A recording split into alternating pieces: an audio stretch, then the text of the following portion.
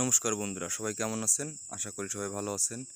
এই সেই ঐতিহ্যবাহী নৌকা বাইচ শুরু হয়েছে ডহরমৌবুক।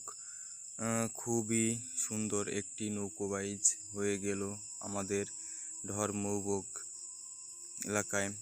আগামী শনিবার আমাদের নলদা বর্মডাঙ্গা দুর্গা মন্দিরের পিছনে অনুষ্ঠিত হতে যাবে নৌকা বাইচ। সেই ঐতিহ্যবাহী নৌকা বাইচটি আগামী শনিবার অনুষ্ঠিত হবে আমাদের নলদা বর্মডাঙ্গা দক্ষিণপাড়া মন্দিরের পেছনে।